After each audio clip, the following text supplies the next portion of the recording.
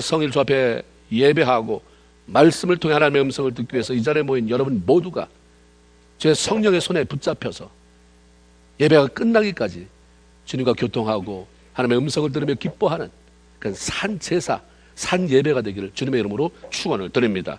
예수 그리스도께서 이 땅에 오신 성탄의 계절이 시작이 되었습니다. 성탄절을 정하고 매년 성탄 예배를 드리는 이유는 우리를 구원하기 위해서 인간의 몸을 입고 이 땅에 찾아오신 예수 그리스도의 은혜에 대한 감사와 내가 정말 구원받았는가, 그 예수가 정말 우리를 위해서는 왔는데 나를 위해서 오셨나, 나 자신의 구원을 점검하기 위함입니다. 그리고 또 다른 이유 하나는 2000년 전에 아주 초라한 마국간에 우리의 구원자로 오신 그 예수께서 이 땅을 심판하기 위해 만왕의 왕이요 만주의 주로 영광 중에 다시 오실 재림의 날이 가까웠음을 기억하고 우리가 또 어떻게 준비할 것인가 하는 마음의 각성을 일으키기 위함입니다. 예수 그리스도의 탄생은 우연한 일이 아니라 하나님의 철저한 계획 속에 이루어진 일입니다. 에덴 동산에서 첫사람 아담과 하와가 뱀에게 속아서 하나님께 불순종하고 범죄했을 때에, 그래서 죽음이, 영적인 죽음이, 하나님과의 분리라고 하는 어마어마한 죽음으로 떨어지게 되는 순간부터 하나님은 메시아를 저대로 내버려 두면 안 된다, 구원자 예수를 계획하셨습니다. 그래서 바로 그 자리에서 뱀을 향해 창세기 3장 15절에 보면 내가 너로 여자의 후손과 원수가 되게 하고 여자의 후손도, 너의 후손도 여자의 후손과 원수가 되게 하리라. 여자의 후손은 내 머리를 상하게 할 것이고 너는 그의 발꿈치를 상하게 할 것이다. 이렇게 인간 구원의 계획을 선포하셨어요. 바로 여자의 후손, 그 분이 먼 훗날 이 땅에 오신 예수 그리스도 메시아였던 것입니다. 하나님은 계속해서 메시아가 어떤 분이신지, 어떻게 이 땅에 오시게 될 것인지, 어느 장소에 오시게 될 것인지 예언자들을 통해서 수천 년부터 예언하기 시작했어요. 조금씩 윤곽을 드러냈어요. 한꺼번에 다 말해봐야 땅의 일도 모르는데 어떻게 하늘의 일을 알겠습니까? 은혜 받은 자를 통해서 요만큼은 알겠지, 요만큼 보여주고, 또 은혜 받은 자들을 향해서 요만큼 보여주고 예언자를 통해서 예언하게 하시고 점점 그 윤곽이 드러나게 하셨어요. 이사야 7장 14절에 보면 예수님의 처녀 탄생에 대한 예언이 이렇게 되어 있습니다. 그러므로 주께서 친히 징조로 너에게 주실 것이다. 보라, 처녀가 잉태하여 아들을 낳을 것이요 그 이름을 임마누엘이라 하리라. 이사야 시대에 벌써 예언이 됐습니다. 예수님이 어디에 탄생할 것인가?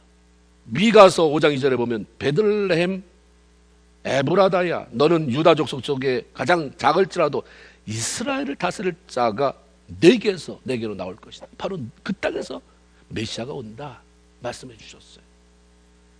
이 땅에 오신 예수님의 역할은 뭐냐? 이사야 9장 6절 한 아기가 태어났으니 우리에게 주신 아들이라. 그가 우리의 통치자가 되실 것이요. 우리를 다스리는, 정부를 조직해서 어떤 정치적인 다스림이 아니라 우리의 영적인 부분을, 우리 내면을, 우리의 삶을 다스리는 분으로 오실 것이다. 이사야의 메시아 탄생에 대한 예언이 쓴 지 700년이 흘러갔을 때에 그분이 이 땅에 실제적으로 오는 그러한 사건이 벌어졌습니다. 갈라디아서 4장 4절에 보면 예수님의 탄생을 때가 참에 하나님이 그 아들을 보내신 사건이다 이렇게 말씀합니다. 예수님의 탄생은 하나님의 아들이 이 땅에 왔을 뿐만 아니라 때가 참에, 그래서 때가 참에 하나님께서 처음부터 메시아 탄생을 계획하시고 예언하게 하셨지만 그것은 에덴 동산으로부터 수천 년이 지나서 때가 찼을 때에, 이사야가 예언을 한 지 700년이 지나서 때가 찼을 때에 현실로 드러나게 됐습니다. 하나님은 예수 그리스도가 이 땅에 오시기 가장 적합한 때가 되었을 때, 예를 들면 전 세계가 로마라고 하는 통치권 밑에서 팍스 로마라고 하는 로마로 인해서 평화가, 모든 길은 로마로, 그래서 해상 모든 세력들이 정복됐을 때 예수님을 이 땅에 오게 하심으로 급속도로 그 도로를 타고 그 해상을 타고 복음이 전해질 수 있게 하셨다. 이것도 하나님의 한 때를 바라보신 거죠.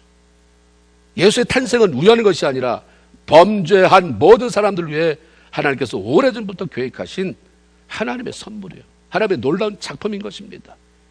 이 선물은 이 땅의 모든 사람들을 위한 것이지만 그 선물을 받아서 누리는 사람은 기다리며 사모하는 사람입니다.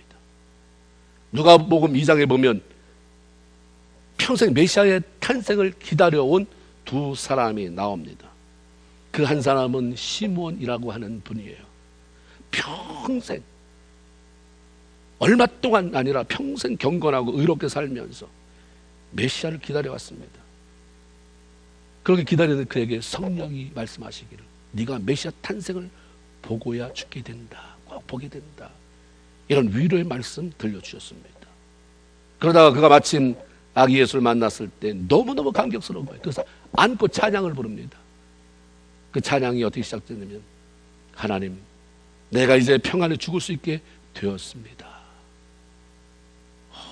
얼마나 기다렸는지. 이 예수를 보기 전에는 죽지 말아야 된다. 이런 갈망이 있었어요.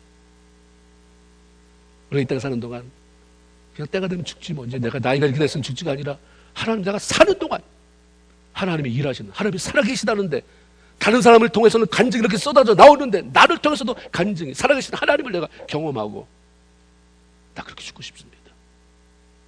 그래서 마침내 경험하고 하나님 됐습니다. 나 이제 죽어도 여한이 없습니다. 자식이 잘 돼서, 내 사업이 잘 돼서, 뭐가 자식이 다 자리 잡아서 그래서 이제 죽어도 영환이 없다는 우리가 바라는 것 아니에요. 그건 세상 모든 사람이 바라는 것이지만 내가 하나님의 살아계심을 보기를 원합니다. 그리고 그렇게 됐을 때 하나님 이제 언제 죽어도 좋아요. 나를 만나주신 하나님, 이제 나 곧 하나님, 그 하나님의 실제를 만나기를 위해서 내가 아무 때라도 하나님 불러주시면 가겠습니다. 이게 돼야 돼요. 그냥 아무 때라도 죽겠다가 아니라 그게 내가 꼭 보기를 원하는, 주 안에서 경험되어지기를 원하는, 그 하나님의 실제를 내가 체험하기를 원하는 그 소원이 이루어졌을 때 그런 말 해도 늦지 않습니다. 다른 한 사람은 안나라고 하는 여선지자입니다. 성경에 나이를 밝혀줘요. 아까 시몬도 이분과 별로 나이 차이 안 날 거예요. 이 안나가 84세가 되도록 평생 성전을 떠나지 아니하고 84세가 되도록 성전을 떠나지 않고 뭐 했냐? 기도하고 금식하며 하나님을 섬기며 기다리다가 예수 탄생을 맞이하게 됐다. 84세에 우리는 너무나도 일찍 금을 거나요. 이만큼 했으면 됐지. 84세 안나가 주님, 메시아가 오신다고 했는데 보기를 소원합니다. 84세까지 전심으로 지금 바라보다가 만났다고 그래요. 하나님은 메시아에 대한 계획만이 아니라 우리 교회나 구원받은 성도 한 사람 한 사람에 대한 놀라운 계획도 가지고 계십니다.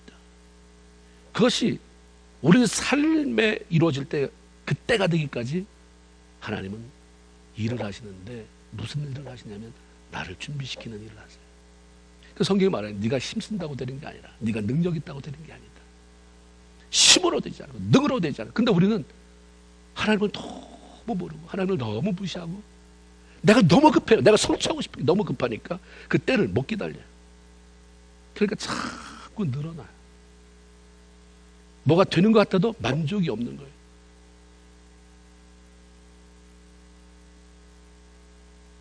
하나님이 나를 준비시키는 기간이 얼마나 걸릴지 모르나 하나님은 한 가지 정확한 때를 놓치지 않는다는 거예요. 하나님은 후회가 없는 분이에요. 그때 했어야 되는데, 그때 나를 직장에서 오라고 했을 때, 그때 그 사업을 하라고 했을 때, 인수받으라고 했을 때, 그때 이렇게 우리한테 있을 수 있지만 하나님은 절대로 때를 놓치지 않아요.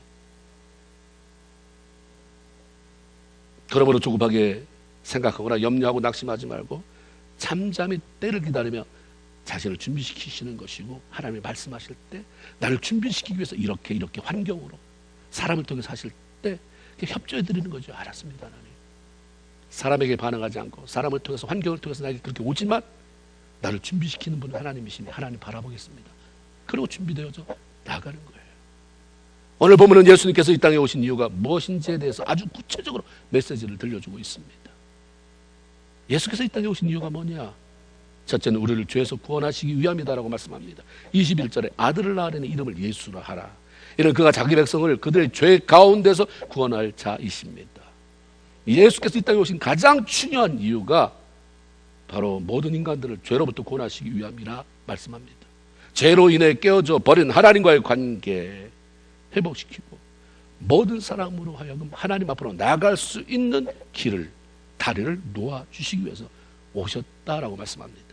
요한복음 14장 6절에 내가 곧 길이요 진리요 생명이니 나로 말미암지 않고는 아버지께 올 자가 없다. 사도행전 4장 12절에 다른 이로서는 구원을 얻을 만한 이름, 다른 이로서는 구원을 얻을 수 없나니 구원을 얻을 만한 다른 이름을 우리에게 주신 적이 없다라고 말씀합니다. 예수 아니면 안 되기 때문에 구원을 위해 하나님의 정확한 때가 됐을 때 그 예수를 이 땅에 보내주셨습니다. 그러게 한밤중에 목자들을 찾아온 천사들이 그들에게 전해준 메시지는 다윗의 동네에 구주가 나셨는데 그것이 온 백성에게 미칠 큰 기쁨의 좋은 소식이다라고 말씀한 것이었습니다.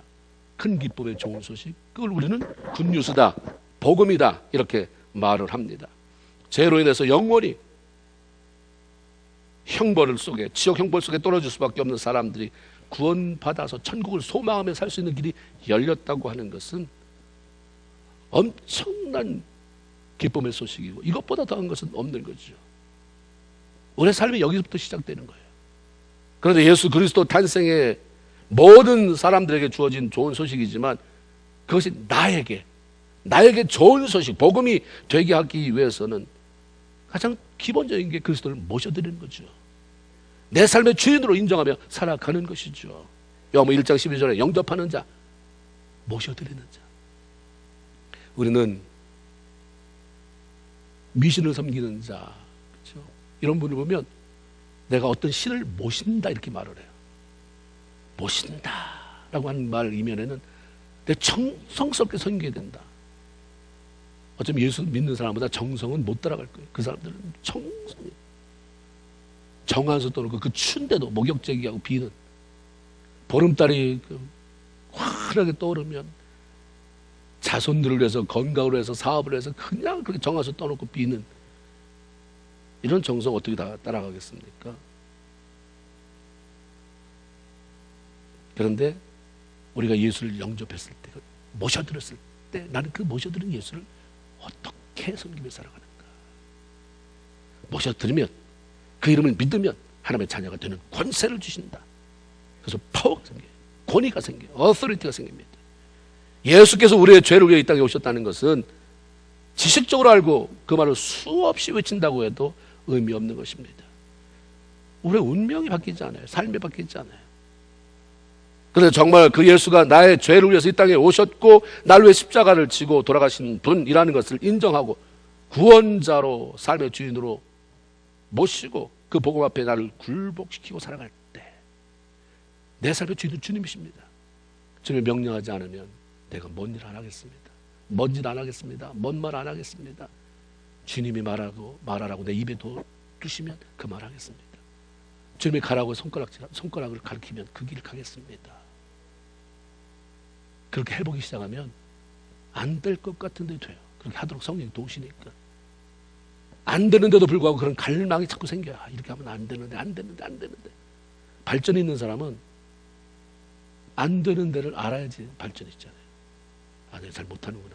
더 힘을 얻어야 되는구나. 더 주님이 도우셔야 되는구나. 구원을 경험한 사람에게는 감격이 있죠. 동굴에 갇혀서 깜깜한 동굴에 갇혀서 공포와 두려움에 가득 차 있고 아무리 소리 질러도 누구 하나 돌아오는 사람이 없는 절망적으로 죽을 날을 기다려야 하는 사람이 어느 날 구조대원들의 도움으로 동굴에서 빠져나오게 됐다고 한다면 그 감격이 얼마나 클까요? 배고파서 이제는 더 이상 소리 지를 기록도 없고 일단 죽나 보다 하는데 올라왔어요. 밖으로 나왔어요. 햇빛이 보였어요. 너무 감격스러워서 나오는 건 울음일 거예요.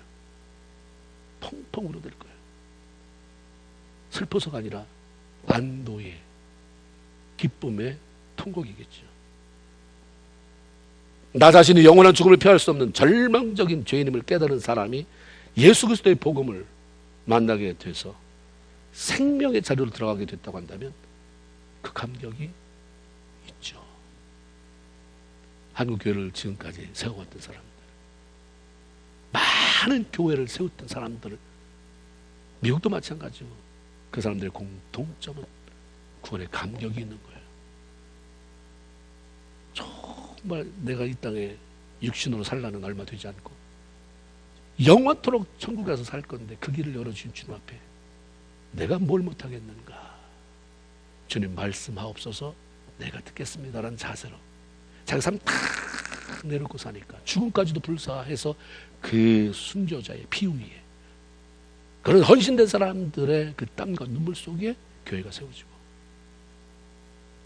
세워졌다 없어지는 게 아니라 견고하게 그렇게 자라가게 됐던 것입니다.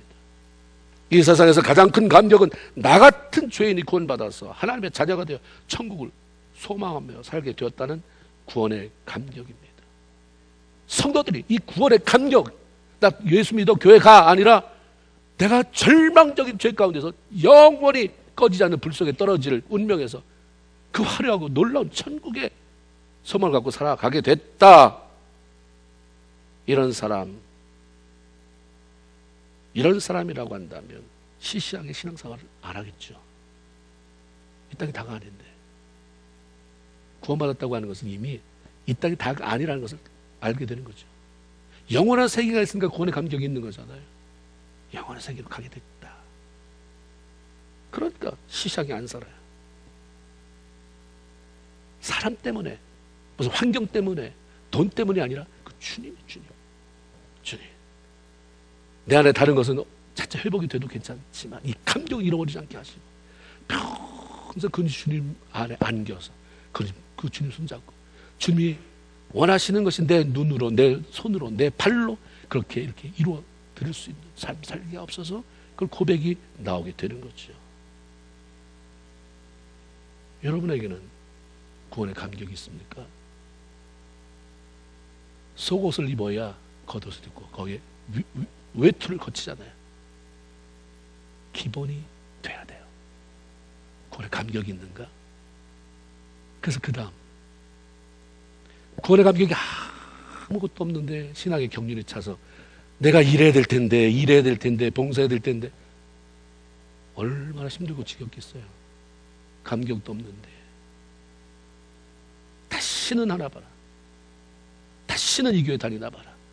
다시는 너와 함께 무슨 일 하나 봐라. 가 되는 거예요. 구원의 감격은 빈들이나 초막이나 함께 하시는 주님 때문에 거기가 천국처럼 기뻐하고 다른 사람이 나를 변화시켜 주기를 뭘 해주기를 기대하는 게 아니라 너무 받은 사랑이 커서 나를 통해서 다른 사람이 변화되어지고 다른 사람이 충족되어지고 다른 사람이 하나님의 은혜 가운데 거할 수 있도록 영향력을 끼치는 삶을 살아가게 되는 거죠. 우리에게 구원의 감격이 있는가? 그래서 날 구원하신 그분께 보답하는 마음으로 다 마음이 뜨거워서 그렇게 살아가고 있는가? 이게 우리의 기도 제목이 되어야 하고 아멘이라는 대답을 꺼내낼 수 있도록 우리가 하나님 앞에 무릎을 꿇어야 하는 것입니다. 둘째로 예수님께서 이 땅에 오신 이유는 우리와 함께 하시기 위함이다라고 말씀합니다. 23절에 보라 자녀가 잉태하여 아들을 낳을 것이요 그의 이름은 임마누엘이라 하리라 하셨으니 이는 번역한 즉 하나님이 우리와 함께 계시다 함이라. 왜 그렇게 하나님이 우리와 함께 계시기를 원하나? 대통령이 여러분이 잘 모르잖아요. 미국의 트럼프 대통령 한 번 뭐 만나본 적도 없고 방송으로만 봤는데 들리는 소리가 저분이 나를 그렇게 만나고 싶어 한다. 그럼 여러분 반응은 어떨까요? 몇 번은 에휴 야 헛소리 집어쳐 그러다가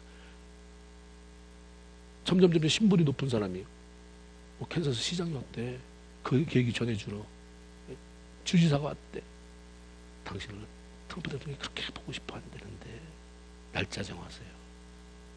얼마나 감격스럽겠어요? 근데 하나님이 우리를 그렇게 보고 싶어 하세요. 우리와 함께 하고 싶으세요. 하나님 우리와 함께 하시기 위해 이 땅에 오신 이유는 교제라는 단어를 우리가 떠올리게 되죠. 함께 하면서 나를 바라보시고 나에게 뭘 말씀하시고 그리고 사랑을 나누고 싶어 하시기 때문입니다. 계속 3장 20절에 보면 볼지어다 내가 문 밖에 서서 두드리노니 누구든지 내 음성을 듣고 문을 열면 내가 그에게로 들어가서 그로 더불어 먹고 그로 나로 더불어 먹으리라. 우리와 더불어 교제하기를 원하시는 하나님의 간절한 마음의 표현입니다. 일단 찾아오시고 그리고 또 막 문을 두드리는데 너무 교만해요. 우리가 잘 마음을 안 열어요. 주님의 음성이라고 하는 게 들리는데도 마음의 빗장을 안 풀어요. 야 아무개야 난 너랑 같이 교제하고 싶은데 시간 좀 내줘. 나 좀 만나줄 수 없니? 잠깐만요 주님. 일단 문이라도 열고 들어오셔서 이 물이라도 좀 드세요 해야 되는데 그냥 잠깐만요. 지금 말고요. 내가 은퇴하면 이 사업이 성공적으로 되면 우리의 시집 보내고 장가 보내고 그러면 그래서 안 열어요. 그럼 주님이 부십니까? 이런 배은망덕한 발로 차고 부수지 않아요. 그냥 기다립니다. 어떤 사람은 빨리 열어서 그 교제의 시간을 길게 누리다가 천국 가는 사람이 있고 어떤 사람은 거의 죽을 때 돼서 문 열고 아유 진작에 이럴 걸 그러다가 너무 아쉬워서 껄껄하다가 인생을 마칠 수도 있는 것입니다. 주님은 빨리 야, 이 땅 얼마 안 남았다. 네 인생도 네 코의 호흡도 아침 이슬 같은 거다. 그날 오기 전에 빨리 교제하자. 좀 더 친한 시간 빨리 오래 좀 갖자. 아마 자식도 부모도 마찬가지일 거예요. 야 엄마가 살면 얼마나 산다고 이 아버지가 살면 얼마나 산다고 야 아버지하고 같이 좀 자주 찾아와라. 가끔 통하지만 하나님 아버지의 마음은 더한 거죠. 스바냐 3장 17절 말씀처럼 그 하나님은 나 때문에 여러분 때문에 기쁨을 이기지 못한다고. 뭐가 그렇게 우리가 잘을 했는데 그냥 구원받은 아들 딸이기 때문에 구원받고 안디옥교회 성도가 돼서 주 앞에 나와 예배드리는 건 봐도 그냥 기쁨을 이기지 못하는 거예요. 나를 잠잠히 사랑하신다고 했어요. 나로 인해서 즐거워하고 기뻐하시고 이런 분이라고 우리를 향한 하나님의 마음을 그렇게 스바냐서에서 이렇게 살짝 열어서 보여주십니다.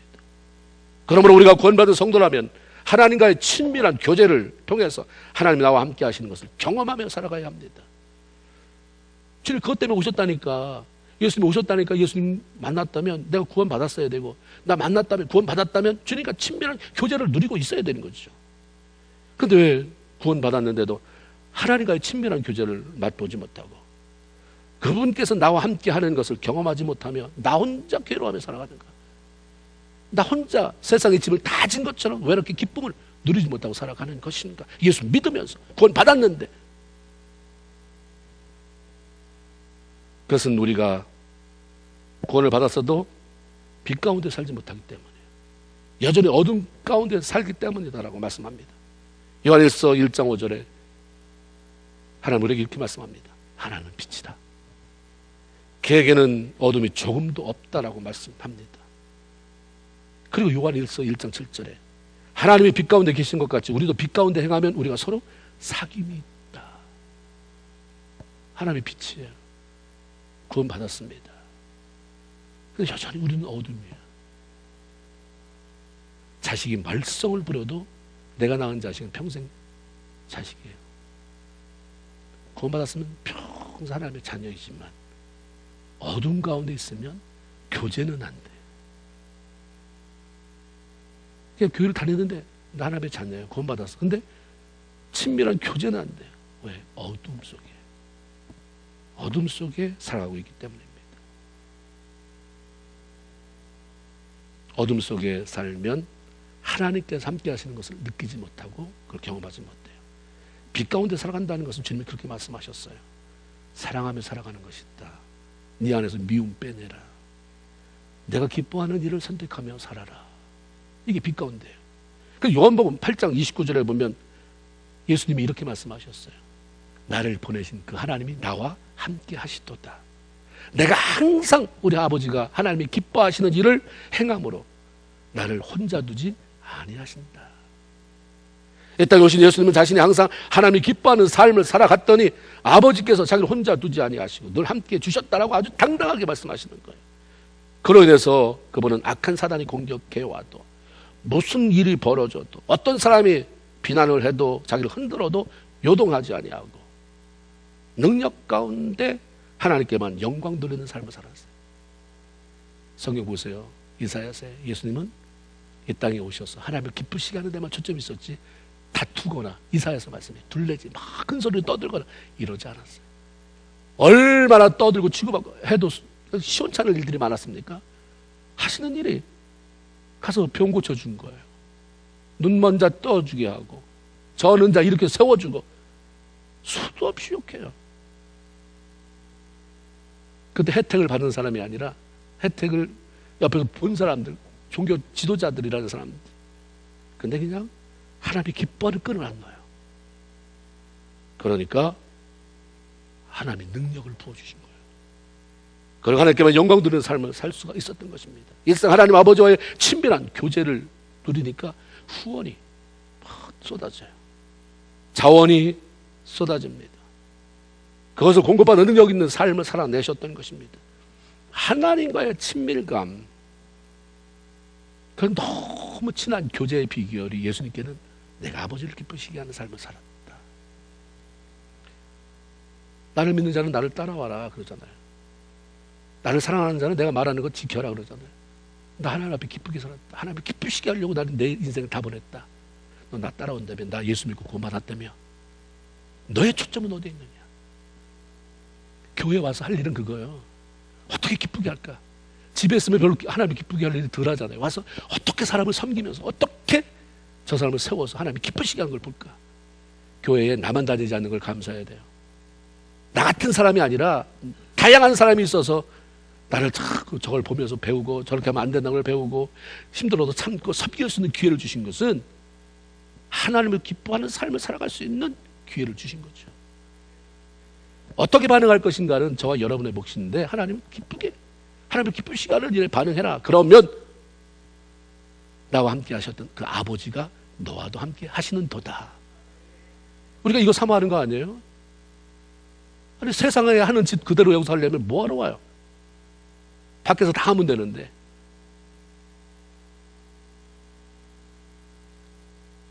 하나님은 빛이시기 때문에 우리가 빛 가운데 있어서 하나님과 교제가 가능해지고 능력이 우리에게 임하는 것을 보게 돼요. 우리 주님과 교제를 위해서 기꺼이, 마귀가 좋아하는 것, 사단이 좋아하는 것, 어둠의 일, 우리는 알거든요. 내가 하면서도 이거 하나님 싫어하겠다. 내가 왜 이러고 사는지 모르겠어 하면서도 하는 게 있어요. 어둠입니다. 그거 버려야죠. 그거 던져버리고 주님께서 기뻐하는 일을 살기로, 그런 삶을 살기로 결단해야 합니다. 그렇게 할 때 주님께서 주시는 풍성한 교제의 열매를 누리게 되는 것이고, 성도다운 아름다운 삶, 영향력을 끼치는 삶을 살게 되는데, 그러면서 하나님 앞에 영광이 되는데, 그렇게 남은 세계를 아름답게 수놓아가는 저와 여러분이 다 되기를 주님의 이름으로 축원을 드립니다. 또한 하나님이 왜 오셨냐? 우리를 도와주시려고, 우리를 도와주시려고, 우리와 함께 하고 싶어한다 말씀합니다. 얼마나 하나님을 볼 때 우리가 연약한지. 그리스도 안에서 구원받았다고 하지만 환경이 다 죄질 환경이에요. 뭐 하나 제대로 해결할 능력이 없잖아요. 그런 때때로 내 안에는 혀도 깨밀잖아요. 자기 입안에는 혀도 하나 컨트롤 못해서 어디 깨밀고 그러고, 뭐 옆에 물기도 하고, 피가 나오기도 하고. 뭐 하나 우리 내 삶을, 내 인생을 책임질 수 없거든요. 너무 안타까우니까 주님이 너 혼자는 안 된다. 널 지은 내가 너와 함께 할게. 그래서 이 땅에 도와주시고 싶으셔서 메시아로 이 땅에 오신 것입니다. 하나님께서 곤경에 처했거나 힘들어하는 자가 자기 백성에게, 하나님이 정말 힘들어하는 자기 백성을 봤을 때에, 곤경에 처했던 그 자기 백성들을 봤을 때 항상 들려주신 말씀은 도움에 대한 얘기였어요. 도움에 대한 얘기. 그래서 이사야 41장 10절에도 두려워하지 말아라. 내가 너와 함께합니다. 놀라지 말라. 나는 내 하나님이 됨이니라. 내가 너를 굳세게 하리라. 참으로 너를 도와주리라. 참으로 나의 의로운 오른손으로 너를 붙들어 줄 것이다. 이게 하나님이 이 땅에 오신 목적이에요. 붙들어 주려고, 잡아주려고. 어둠에 자꾸 빠져들면서 싫어요. 놔두세요. 문 좀 열어라. 너 좀 더 있다가요. 이러지만 않으면 그 도움은 하나님의 붙드심의 역사는 내게 찾아오는 거예요. 구원 받았으면 하나님의 도움을 받아가면서 그 하나님이 나와 함께 하시는 것을 반드시 경험하며 살아야 됩니다. 아, 나를 도우시는구나. 나를 붙드셨구나. 일마다 때마다 주님이 간섭하시는구나를 경험해야죠. 왜 우리가 도움을 받지 못하는가? 기도하지 않기 때문이에요. 구원받았다고 하는 것은 죽어서 천국에 들어갈 수 있게 되었다는 것뿐만 아니라 이 땅에 사는 동안 예수의 이름으로 하나님께 기도함으로 응답을 받고 그분의 도움으로 살아갈 수 있는 자격을 얻었다고 하는 것을 의미합니다. 빌립보서 4장 6절 7절 아무것도 염려하지 말고 오직 모든 일에 기도했어요. 두 가지, 염려하지 말고 기도. 그럼 기도해야 염려가 안 된다는 거 아닙니까? 기도해야 염려가 안 되는 이유는 기도에 무슨 주술적인 힘이 있기 때문이 아니라 기도하면 하나님의 도움, 내가 너 도와준다고 했던 그 확신이 성령을 통해서 내 안에 와지니까 염려가 사라지는 거예요. 아무것도 염려하지 말고 오직 모든 일에 기도와 간구로 너희 구할 것을 감사함을 하나님께 아뢰라. 그러면 모든 지각에 뛰어난 하나님의 평강이, 제가 또 말씀드렸듯이 시편 119편 165절 하나님의 말씀을 사랑하는 자에게는 큰 평강이 있으며 뭐가 없다? 장애물이 없다.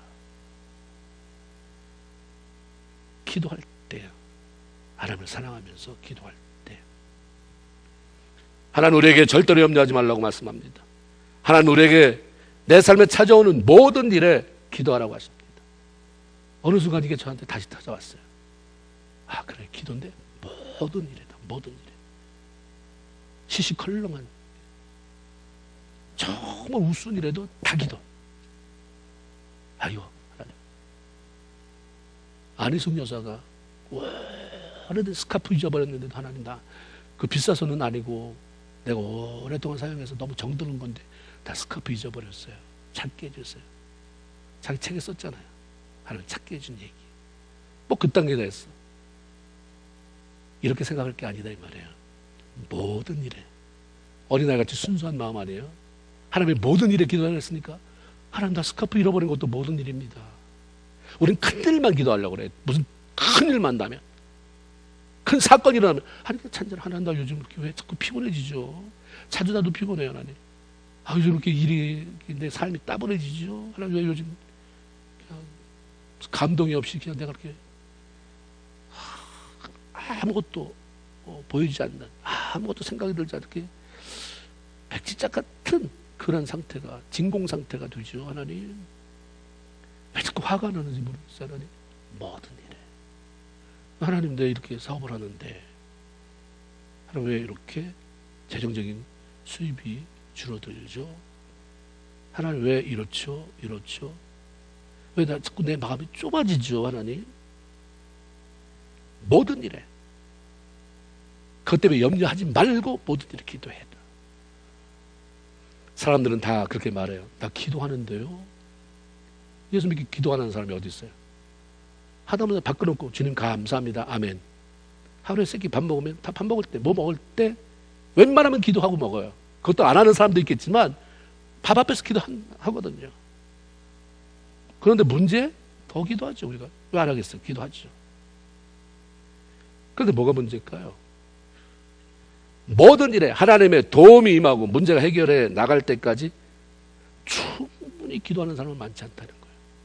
기도하는 사람은 많은데 충분히 기도하는 사람은 많지 않다. 충분히 기도한다는 것은 마음의 평강으로 먼저 찾아와서 문제가 먼저 내 마음속에서 녹아지는 거죠. 그걸 경험하는 거. 아무것도 해결이 안 됐는데 그 문제가 내 마음에서는 이미 녹아졌어요. 이미 내 마음에서는 주의 평강이 덮어버렸어요. 이걸 경험할 때까지 너무 쉽게 그냥 벌떡벌떡 난 기도했으니까가 아니라 똑같은 말을 언제까지 반복할 거야? 그렇게 하지 마시고 평강으로 응답받아야 돼요. 평강이 없는 것은, 기도했는데 평강이 없는 것은 충분히 기도 못한 거죠. 그냥 충분히. 그럼 주님이 평강이 너를 지킨다고 하셨던 말이 거짓말입니까? 그럼 먼저 내 마음에서 녹아져요. 그 문제가 해결이 되어져요. 나를 막 묶어서 불안하게 만들잖아요. 하나님 사람하고 관계 불안하고 하나님 미래에 대해서 두렵고 또 기도하는 거죠. 다음에 또 찾아오지만 지금 당장에 그 문제가 있으니까 하나님 불안합니다. 두렵습니다. 걱정돼요. 어디서 오는지 모르는데 기도하기 전에는 그랬는데 와서 기도에 무릎을 꿇었더니 그냥 하나님이 시간이 갈수록 처음에는 답답해서 기도도 안 나오고 아휴 주여 이러다가 일어나도 기도한 거지만 그 기도는 충분히 안 한 거예요. 더 기도하면 하나님이 계시지, 하나님 모든 일에 염려하지 말랬지, 이런 마음이 그냥 들려와요. 생각나는 것은 성령이 하시는 거예요.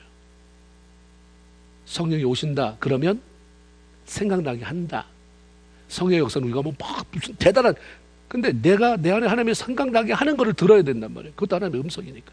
그러면서 그 생각이 누가 한 말 곱씹으면서 이게 생각이 아니라 말씀이 생각나는 거예요.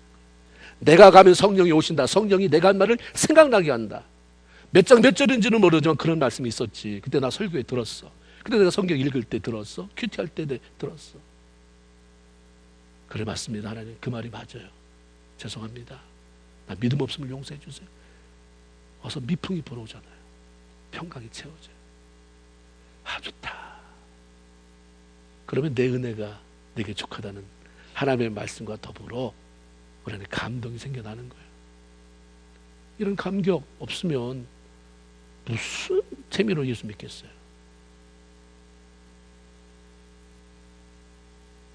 충분히 기도.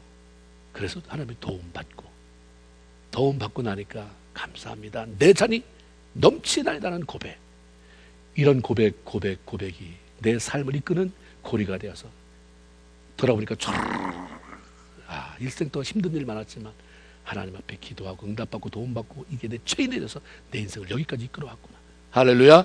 이런 고백이 있기를 주님의 이름으로 축원을 드립니다. 우리 주 예수 그리스도는 우리를 구원하시기 위해서 이 땅에 오셨습니다. 우리 주 예수 그리스도는 우리와 함께 하시기 위해서 이 땅에 오셨어요. 그러므로 이 성탄의 계절에 내가 구원 받았는가, 내가 주와 함께하는 삶을 살아가고 있는가, 그분의 도움을 받으면서 살아가고 있는 구원받은 신앙인인가 점검하면서 놀라운 그 은혜를 회복하고 하나님의 놀라운 은총과 축복과 그 도우심을 누리며 살아가는 저와 여러분 다 되기를 주님의 이름으로 축원을 드립니다. 아멘. 기도합시다. 우리 잠깐 1분만 기도합시다.